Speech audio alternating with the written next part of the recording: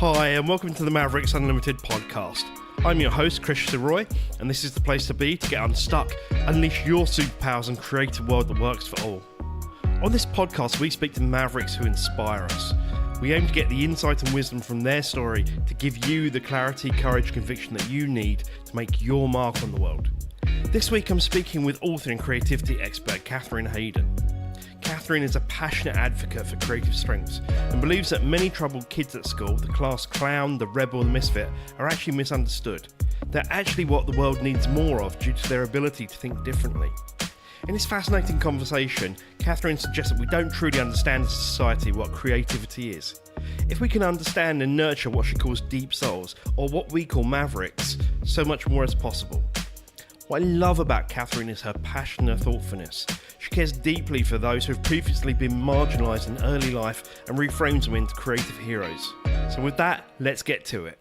So hi Mavericks, it's Chris here, your host on the Mavericks Unlimited podcast, and I'm so pleased today to have a very special guest, Kathryn Haydon, with us. Kathryn is the founder of Sparkativity. She is the writer of Creativity for Everybody and a passionate advocate and really a guru of creativity. So hi Kathryn, how are you today? I'm doing well. It's great to be with you. Great to be with you as well. So Kathryn, as we've discussed before, we've got loads of synergies and loads of things in common. So why don't you just tell our listeners just a little bit about who you are and what you're up to in the world? Sure. Well, my organization and my practice is called Sparkativity.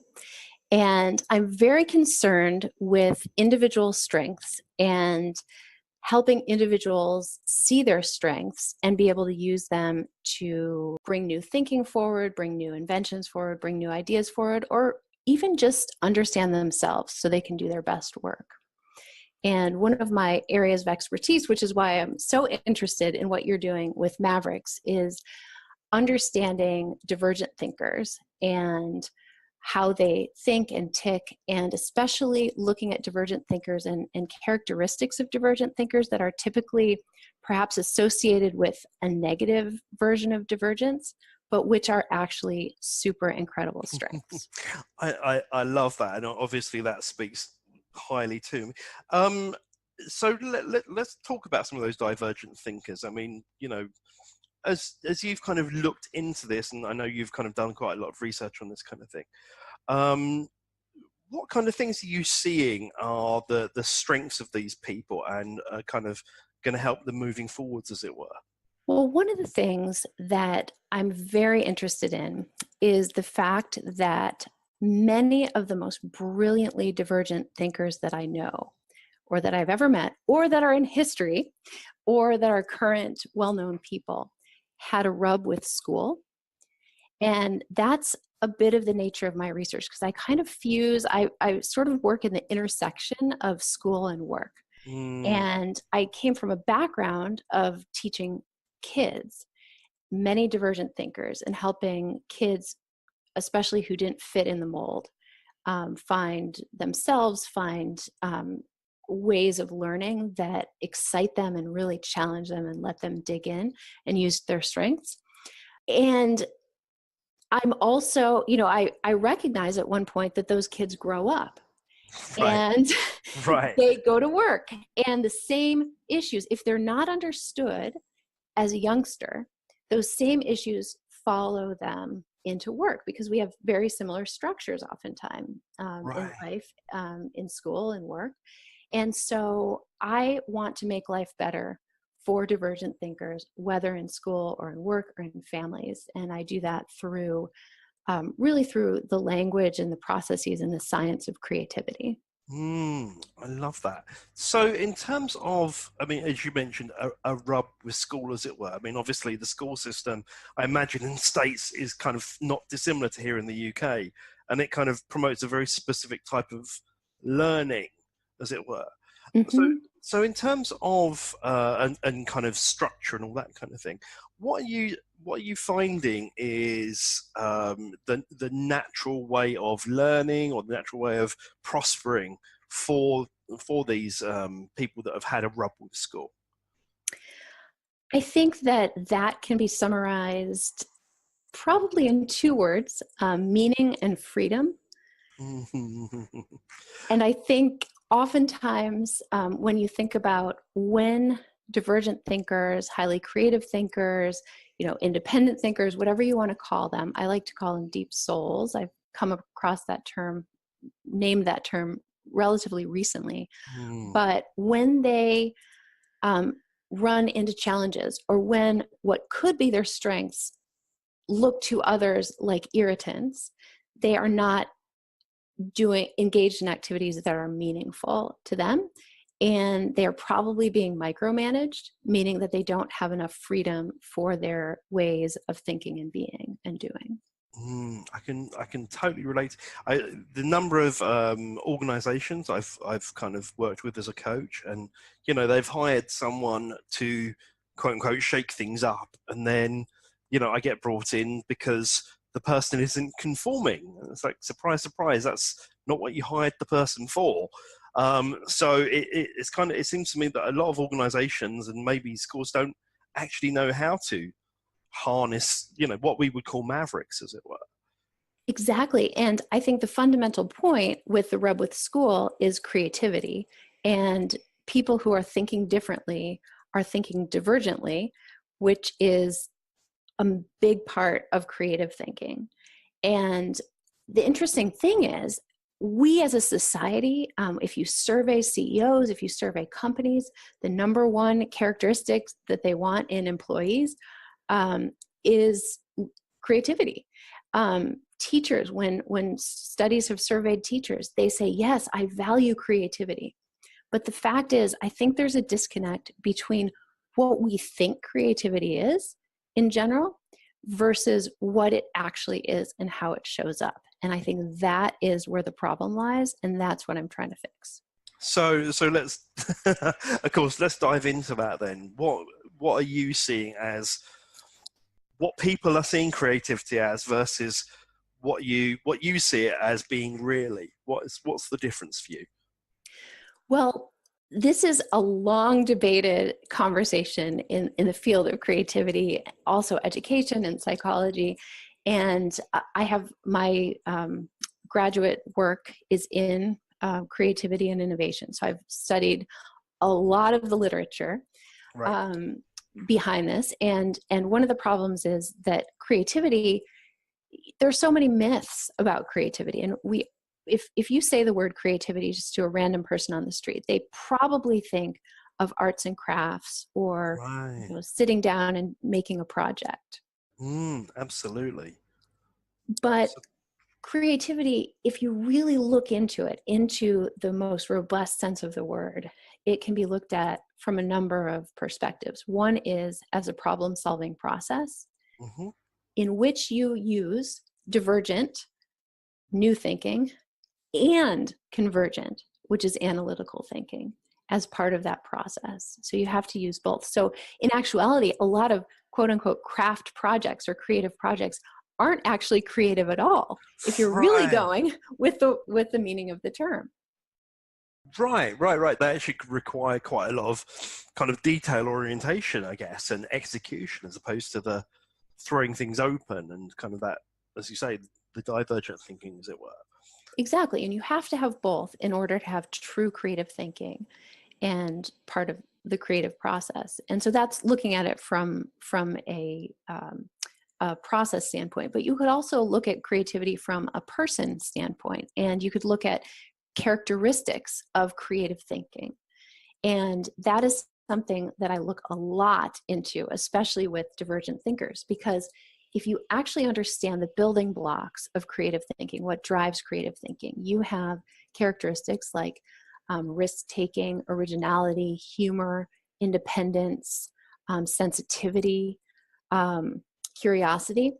In many of these things, they're incredible strengths when they are recognized and used and channeled. However, they are often not recognized as strengths, especially in school, because again, there's the rub.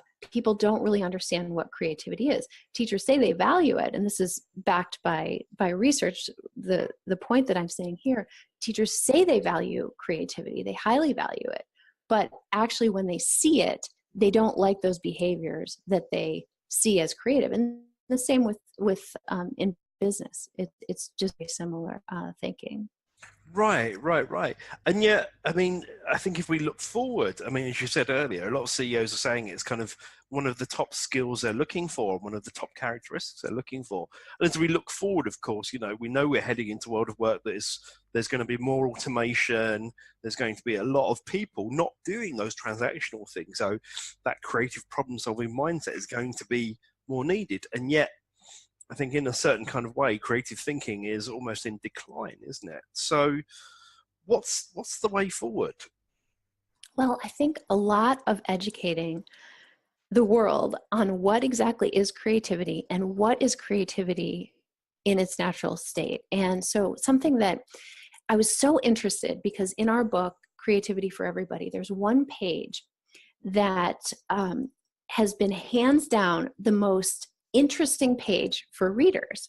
And well, they've liked a lot of pages, but this one is just, everybody likes it. And it's a page that we have where we show a chart of the creative strengths on the right-hand side. But on the left-hand side, before you get to those strengths, there are things like disobedience, stubbornness, defiance, all these negative traits that we associate with bad behavior. But each one of those corresponds to a direct creative strength if it's understood and used. So what I was seeing, the trend I was seeing in education was that divergent thinking was being diagnosed, and it was being medicated, and it was being put on behavior plans without understanding that these characteristics could be incredibly powerful strengths. And in fact, the very strengths and characteristics that life is saying now that we need to develop. So the most highly divergent thinkers, who the world needs because of their ability to think differently, are getting marginalized at a young age.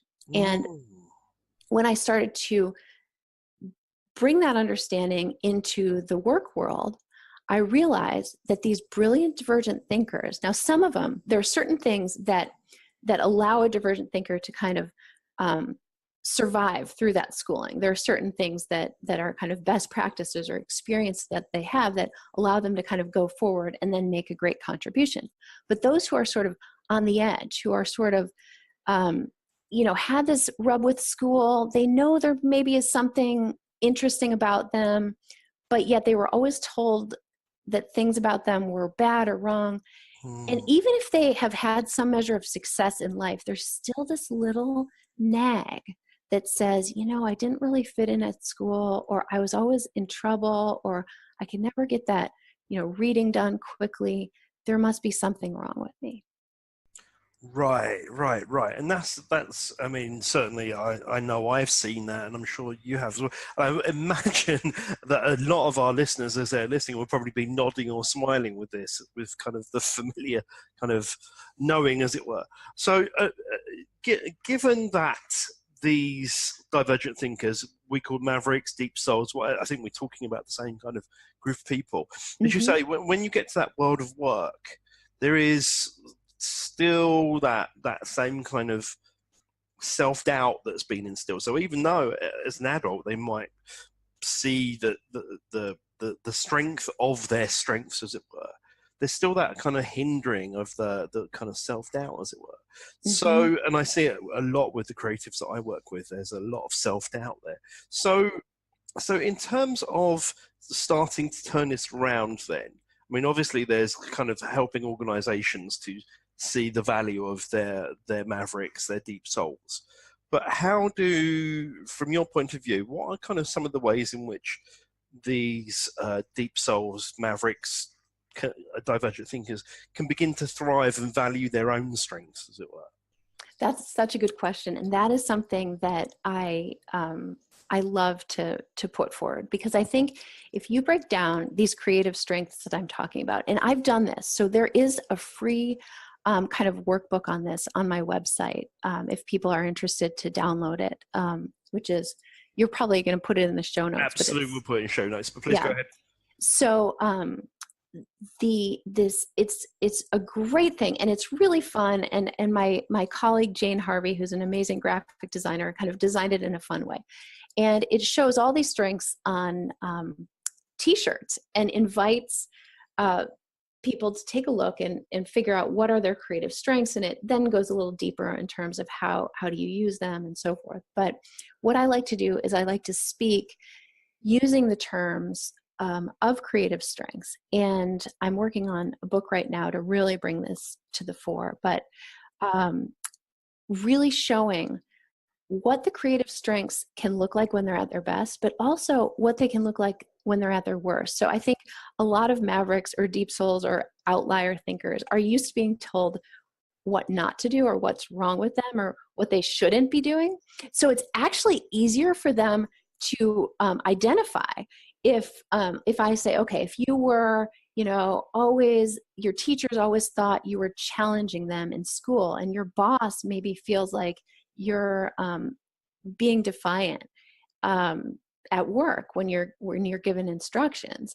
That's something to look at. Notice that. Then we're going to see how that is actually indicative of a high creative thinking potential. Love that. Love that. So once they've kind of got this kind of sense of what their creative strengths are, where do they take it from there? Well, I think there's an intersection. I know there's an intersection. And it's interesting. I'm looking at your, I think it's your logo with these loops. Yep. That's the one. Yeah. And it is, how I picture it is very similar. So you have your strengths, you have your interests, you have your values, and there is a place where all of those intersect, kind of like a Venn diagram, and that's your spark. And so if you're able to, first of all, understand your strengths and for yourself, turn them around from maybe other people thinking, that's a problem with you or something irritating. It usually gets more irritating when people don't understand you. So if you understand yourself and you think, oh, wow, me, cracking jokes all the time in meetings is kind of annoying my coworkers, but humor is so important for creativity.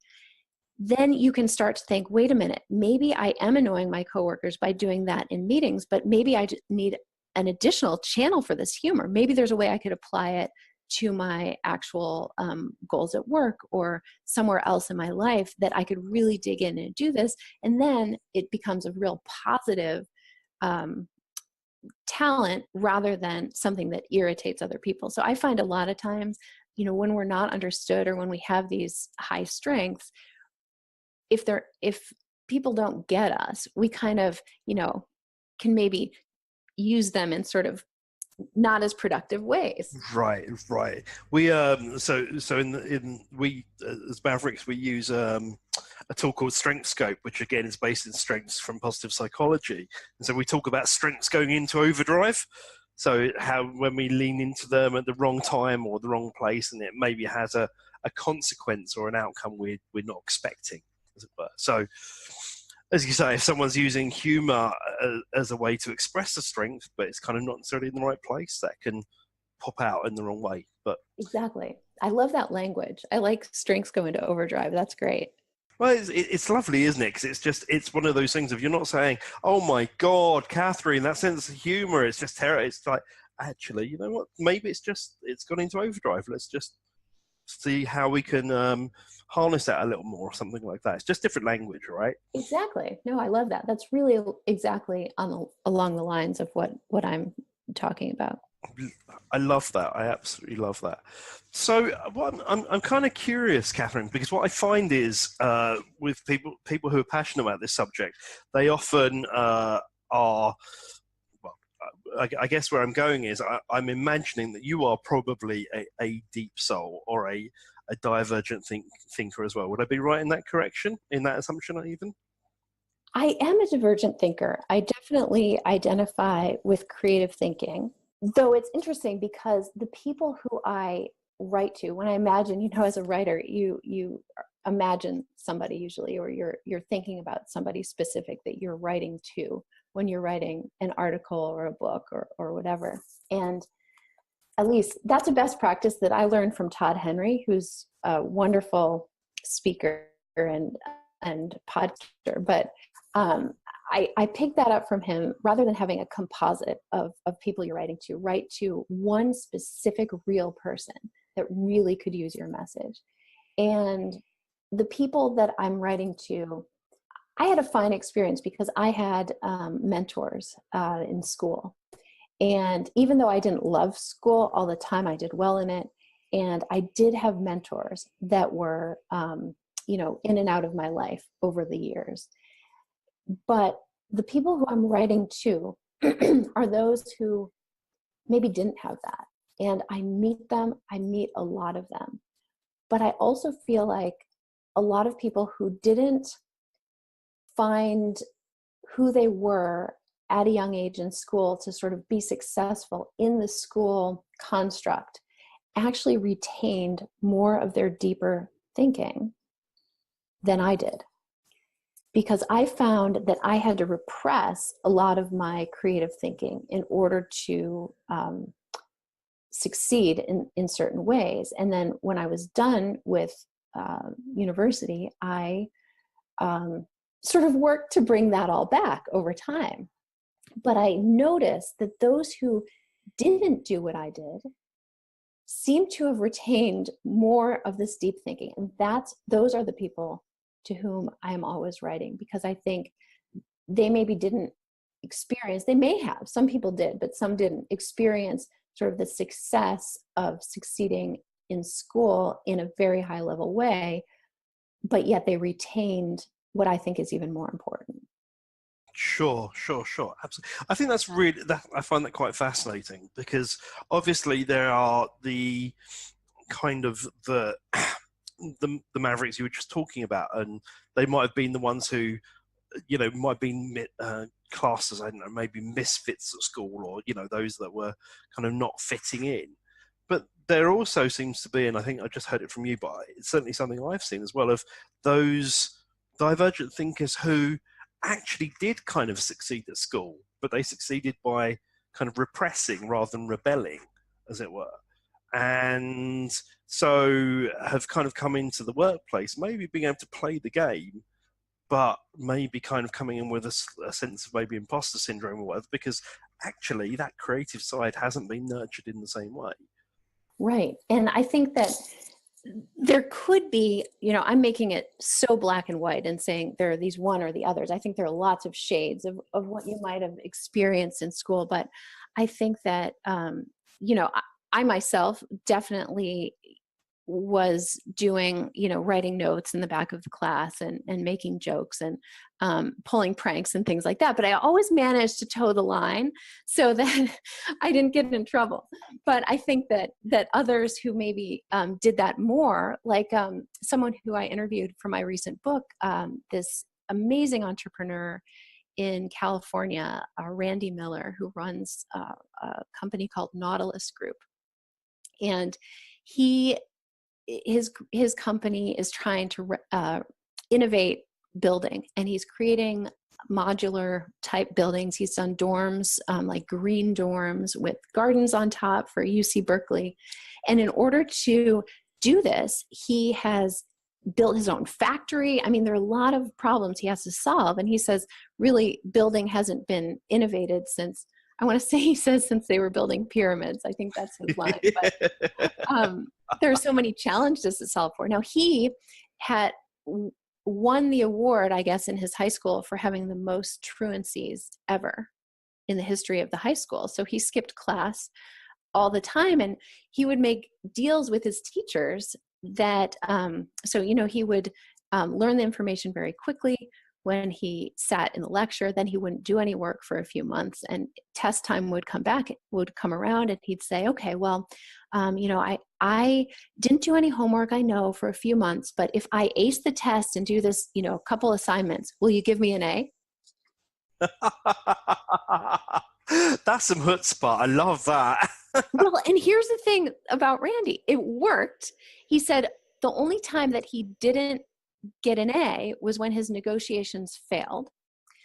But now he's in the real estate business, which negotiating is the number one skill that he needs. Ah, So here's this kid who is in trouble, who was a truant, who was skipping class, who was a complete rebel, that got all A's because of his negotiating skills, that then went on to succeed in life based on those skills. So I just find it interesting because he wasn't like me, kind of, being a little, passing notes in class or making jokes and in hiding. He was out front with it. He was just who he was, and he did it. And he then leveraged that as his strength in life. I love that. Talk about chutzpah. That is pretty amazing. And so I'm kind of really curious, because I mean, obviously, here's someone who is taken on an entrepreneurial route and so on and so forth. And I think I was reading a statistic the other day that said by 2025, over 50% of people are going to be freelancers or self-employed, as it were. I saw that too. I was very interested in that statistic. It's fascinating, isn't it? So that being the case, I mean, obviously there's that context of, the deep souls, the Mavericks who had rub at school or might be in organizations who kind of maybe don't fit in and the organization doesn't know how to work with them. But then there are all, I would say for a lot of divergent thinkers, that kind of self-employment or running your own business path is probably quite an attractive one. But I also see some divergent things being entrepreneurial and some of them being creative, and some really the entrepreneurial ones and really being able to go for it and having the chutzpah, and maybe the creative ones kind of wanting to, who are maybe more craft based but don't necessarily have the entrepreneurial side of things going. So I'm just kind of curious, from your point of view of creative strengths and that kind of whole freelancer thing, how can these divergent things really leverage these strengths in that kind of way, as it were? Well, I think that another tool, which is actually a toolkit, I guess, if you want to think of it that way, is the creative problem-solving process. A lot of people have heard more about design thinking. Creative problem-solving is very similar to design thinking. It's been something that's been used and studied in business since at least the 1940s. And the person who really pioneered creative problem solving at work was the same person who invented brainstorming, whose name was Alex Osborne. And he worked for the advertising firm in New York, BBDO. He was the Osborne. Yeah, cool. Oh, okay. That makes sense. And what he realized was, he was in this advertising firm, so he was surrounded by all these creatives. And he realized that, some really good ideas get through the teams and they get born and translated into amazing advertising campaigns, and some ideas get killed. So what happens? So he started to study human behavior from a creative problem-solving standpoint.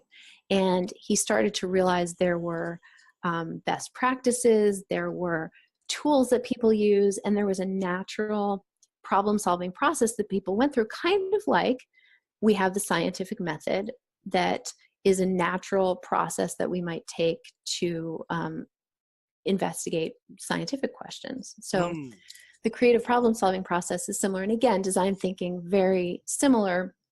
Creative problem-solving has traditionally been more robust from a business standpoint. Design thinking has been traditionally for designing products, whereas creative problem solving is more, can be for designing strategy and vision and just any business or personal issue. But this process, I think, when we realize that creativity, we don't have to rely on a flash of insight or just our sort of inspiration, that we actually can dive into different parts of the process at any given time and use tools at our disposal, that I have found revolutionary for my own business as an entrepreneur.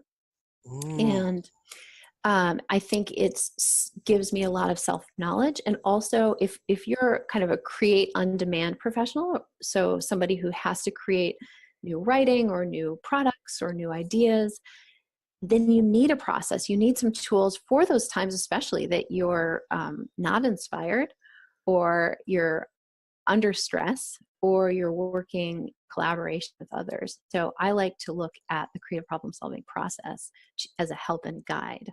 I love that. So just from that point of view, Kathryn, where can people find out more about the creative problem solving process? Is that something you've written about? I have written about it a little bit. I'm getting into writing about it more. I think when you look at the Creative Problem Solving Institute, that is nicknamed SIPSI. If people are interested in getting kind of an intro course, I will be teaching the creative problem solving process at their conference this year, which is in June in New York. It is upstate New York. Awesome.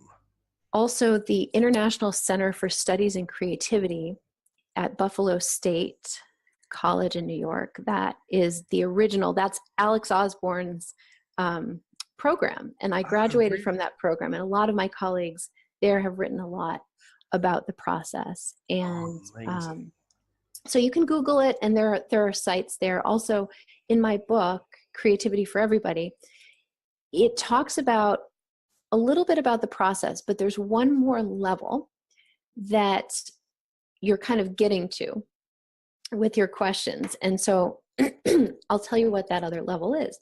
It's basically, how can creativity be supported and creative people be supported within an ecosystem? So whether that's in your family, whether it's in your own business, whether it's just in your own life, supporting yourself, making sure that things all connect. What are those best practices? And there's a model called the 4 Ps model of creativity.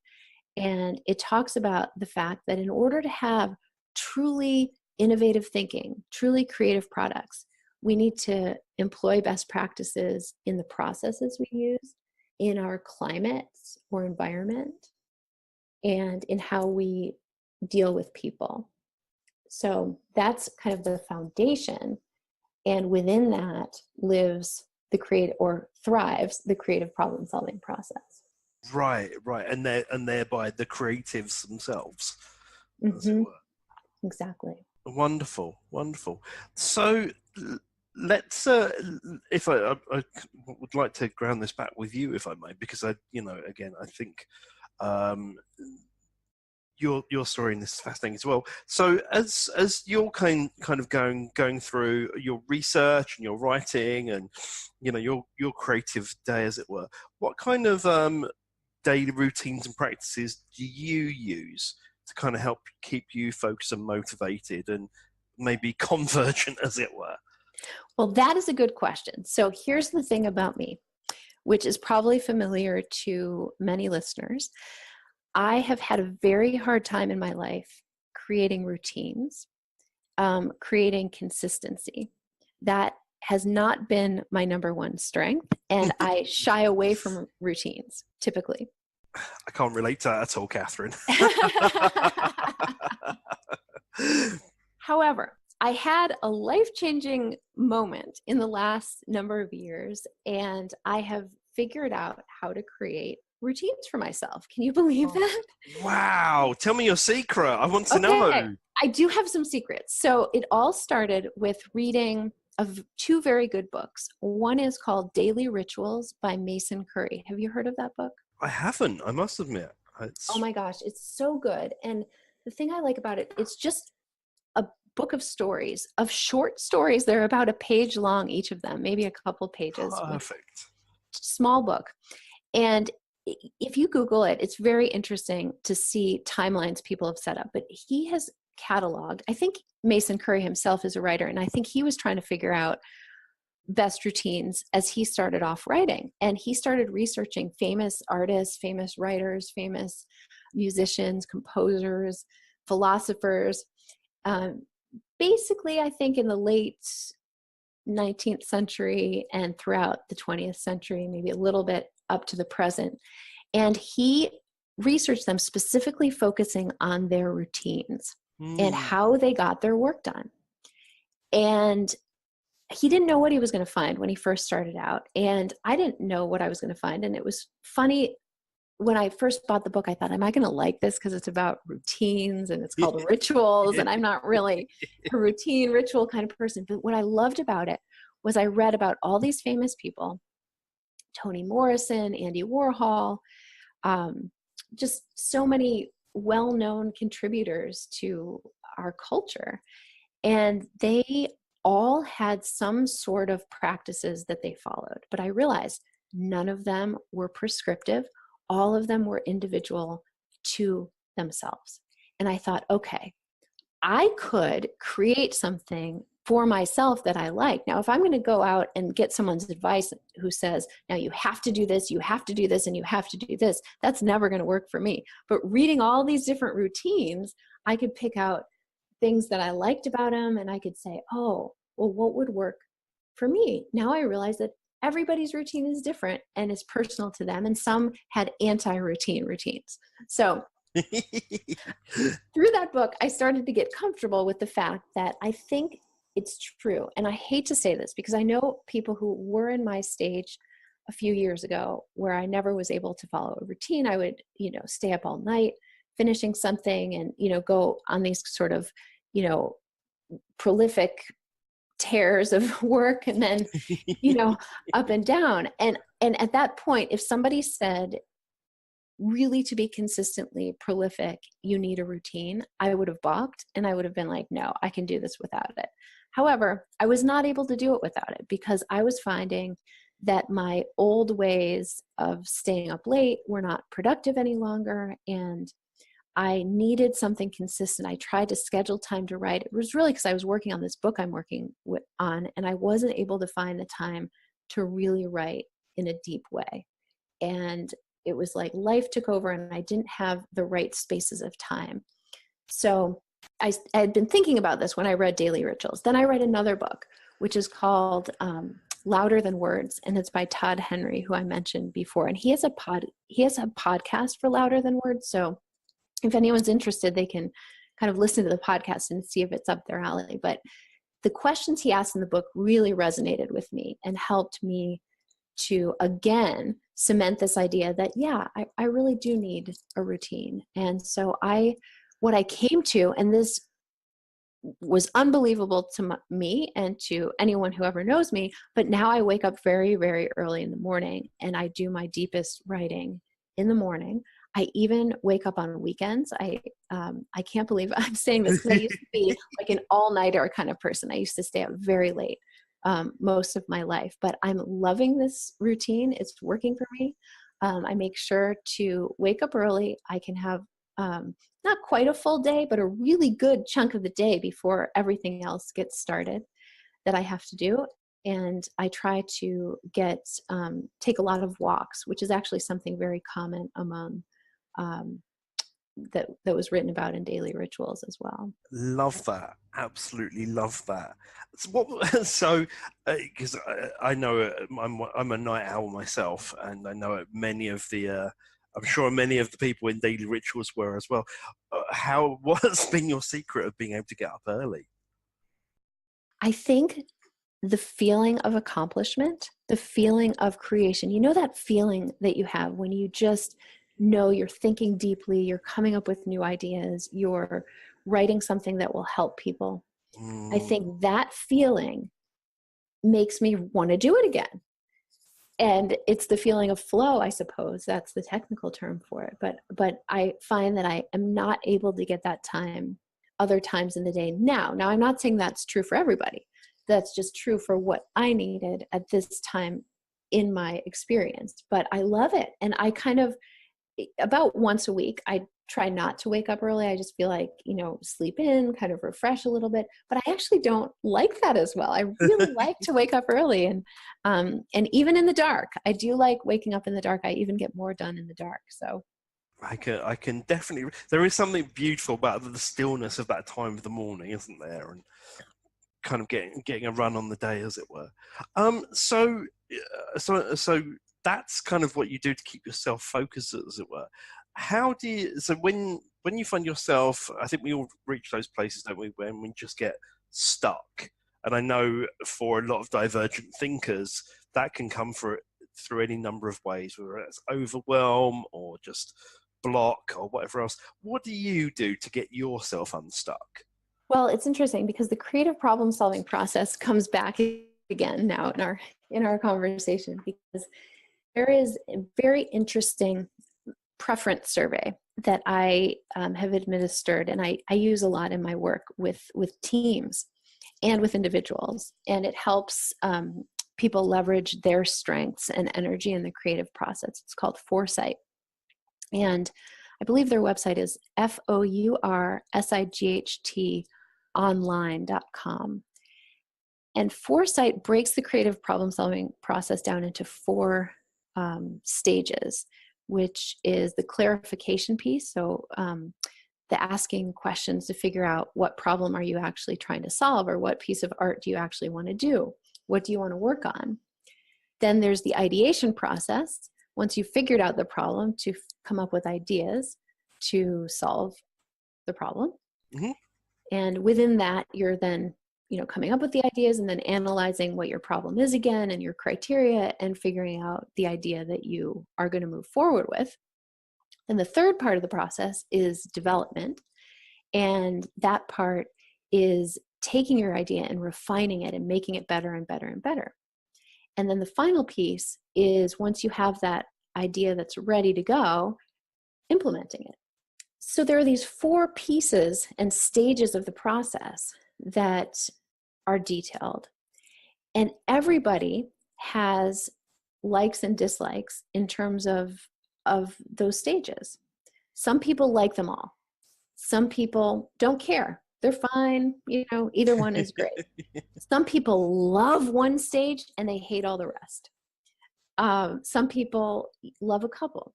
Everybody has a different profile in terms of where they fall in their excitement and enthusiasm about each stage of the process. Sure. That makes sense. When I said those, by the way, did you think, oh yeah, I love that part? Or oh god, yeah, absolutely. I was like, clarification, definitely. Ideation, a little bit of development. Implementation, no, that's somebody else. Exactly. And how about yourself? Where do you fall within that? So I love them all except the development piece. But the question is, but yet I can produce high level work. So how do I do that? The thing is, we all have to do all of them. So even if we don't like it, we still have to do them in life. So, but the thing is, I was always running into a problem before I knew this about the problem solving process and my preferences. I was always running into a problem in kind of the editing phase of writing that I do, or that type of phase with any project, and needing more inspiration. And Foresight says your energy will dip in this stage of the process if you don't like it as well, if it's not your preference. And my energy dips in the development phase. So what I figured out is that once I determined that, I realized, okay, well, what do I like about that phase? Well, I love collaborating. So now, if I find that I'm stuck in this particular phase of the process, or any phase, I will call up a colleague or a friend and say, hey, could you give me some feedback on this? So that's a workaround that I've found. Another one is making the editing process look like something different. So my writing process is that I write out by hand on paper with pencils, actual pencils that I sharpen. And then I take some time, and then I type it up. And as I type it up, I'm editing, and then I'll print it out, and I won't look at it right away. And then I'll come back to it and edit it on paper. So, it kind of goes through this process, but they're all different. But if I just sat at the computer that entire time, I would get tired of it and I wouldn't be as enthused. So I've just found these ways, when I realize, oh my gosh, my energy is dipping because I'm in the development phase, I can then think of ways around that to make it look more like the phases that I do like. I really like that, and the word that comes to me there is kind of variety, as it were. So what I'm kind of curious there is just in terms of kind of maybe this is my personal stereotype, but when I think divergent thinkers, I think divergent. I think variety. is that need for variety, as far as you've seen in your research and so on and so forth, is that kind of common to all kind of creative thinkers, or is that just one amongst many different kind of traits, as it were? I think it's probably true that most divergent thinkers need variety. And I think it would have to do with the fact that new ideas, new thoughts, new questions to ask, new experiences give new input to make new connections. So I think as a divergent thinker, someone who is a divergent thinker is thinking about new ideas, and their thinking process is not necessarily going from A to B to C, but it's going from A to everything else they've ever learned in their life, to C, to everything, other things that they've just learned yesterday to C, so it's a real broad and vast process rather than a linear process. So I think the more inputs you have, the more opportunity to make new connections. Sure, that makes perfect sense. That makes perfect sense. So just kind of beginning to think about bringing it home, as it were. I'm just kind of curious around kind of advice and that kind of thing. And I'm just wondering, you said earlier that you had been fortunate enough to have some great mentors and a great mentor early on. And so I'm just thinking, from that point of view of mentors and kind of advice that you've been given, what's the best piece of advice that you've been given in terms of your own creativity and nurturing and harnessing that, as it were? Well, it's interesting because I think the advice would be non-advice. And I'll explain what I mean. What I mean is that I think from a mentor, the most valuable thing that I've been given is understanding. So, and I think that's the case as I look into the lives of so many divergent thinkers. I believe that since divergent thinkers are different by nature of their thinking, right? They're thinking differently, so they're not fitting in a box. They don't necessarily want to fit in the box, but they do want to be understood by themselves and by other people. But it doesn't have to be everybody. But if they just have even one or two people, maybe even in their entire lives, that truly understand them, that's huge. And so I think that what I was given by my mentor was an understanding of my strengths and that I could do. I think I was telling you, I don't know if we were recording or before the recording, but I was in banking at first, and my mentor, who had known me my entire life, started asking me to write for educational publications. And I'd say, well, what business do I have doing this? Oh, you know it. You've been experiencing this for decades.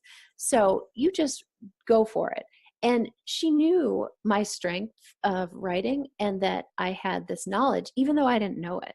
So I think the best thing that we can do for others who are divergent thinkers, and that others can do for us, and that we can do for ourselves, is to truly work to understand ourselves through that lens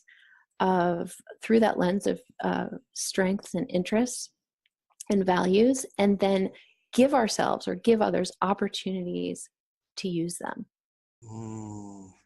What a wonderful piece of advice. What a wonderful piece of advice. And just in terms of, if you could travel back in time, knowing what you know now, what would be the piece of advice that you would give to your 17-year-old self? That part that was just kind of coming out of school and maybe going into college or maybe into the world of work, as it were. I think that I would say that there are many paths and that there isn't just one way. I think that at least in the area where I live, there's so many students who are in high school and are on this path. And frankly, when they're in grade school, they're on this path. And there's one accepted path, and it's the path to the Ivy Leagues. And this is the path you need to travel on. And everything is going toward that end. But the reality of it is that very few people go to the Ivy Leagues. So it's really a false path. So I would like for there to be many paths that are acceptable and that are applauded by the powers that be, by the people in the community, by parents, by students themselves, so they don't have so much pressure, so they can feel free to be themselves and to use their assets. And I think I would tell myself that creativity that I'm suppressing so hard to be able to take these multiple choice tests is actually going to be my greatest asset that I use in life. I love that. Absolutely love that. So in terms of using that creativity, I know certainly for me, inspiration plays a huge part as well. I'm just kind of curious, how do you fill your wells of inspiration, as it were? How do you, when you may be burning the candle at both ends to get a book done or whatever, how do you keep yourself sustained and nourished kind of for inspiration? I read a lot. I love to take walks, quiet walks. I live now in New York, north of the city, where the seasons are just exquisite. And I have found that my inspiration is higher than anywhere else I've lived. And I think just seeing the difference in the season, they're so pronounced. I'm very appreciative of the seasons. So reading and walking and observing and talking to other people. I love to collaborate and to talk with others, and also doing the work itself. I get very inspired when I'm actually talking with clients, giving a talk, conducting a workshop. I can see this work inspiring lives and changing lives and giving people tools to help them draw out their strengths. And that's extremely inspirational. Absolutely. I hear a lady on a mission, as it were. So that being the case, last but not least, as it were, and this is something I ask all my guests because it's part of our MO at Mavericks, which is about creating a world that works for all. So if there were no limitations for you, what one thing would you do to change the world? And what will change about the world even? And what would be your very first step towards it? I think